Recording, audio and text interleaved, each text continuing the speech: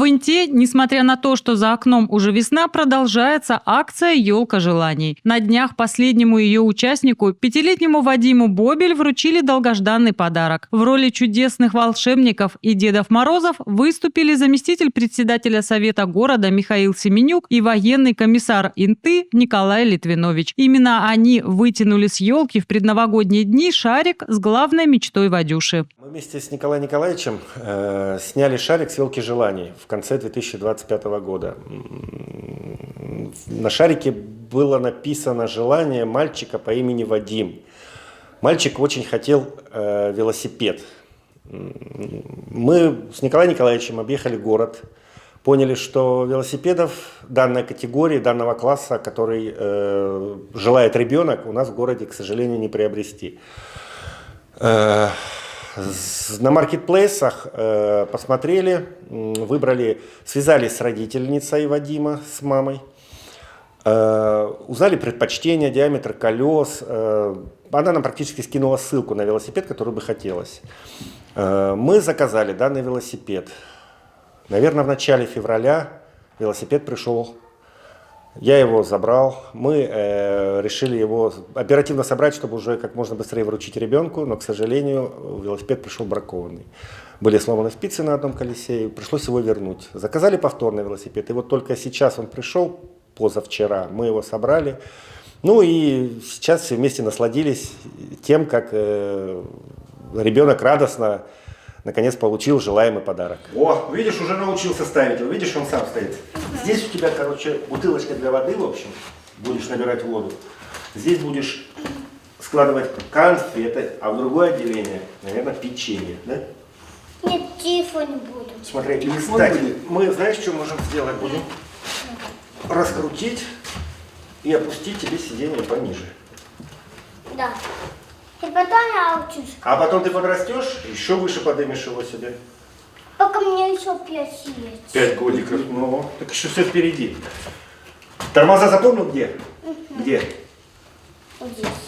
Вот это вот. Нажимаешь, ну-ка попробуй. О, это задний тормоз, заднее колесо будет тормозить, а это переднее колесо будет тормозить. Все поставил? А, ты хочешь откинуть? Давай. О, ну, видишь, как ты схватываешь все на лету. Немножко надо подрасти. Утром кушаешь кашу манную? Да, все ел, мал, кашу. А, Вадим, смотри, ты же мужчина, и тебе этим заниматься. Пошли, что-то покажу еще. Пошли. Смотри, если у тебя вдруг сдуются колеса, вот это насос. А вот это, я думаю, мама тебе расскажет, поможет. Это ключи, если регулировать там руль выше-ниже. А его никуда не цеплять. Он у тебя должен дома лежать. А, если закачивать колеса, вот смотри, везде есть такой вот колпачок. Ты его скручиваешь. Вот это, я не буду сейчас надевать, потому что спустится. Сюда посильнее надеваешь и вот так вот зажимаешь. А потом, точнее вот так. Нет, вот так. Нет, в руку, вот так. А потом вот так вот, видишь воздух? Держи.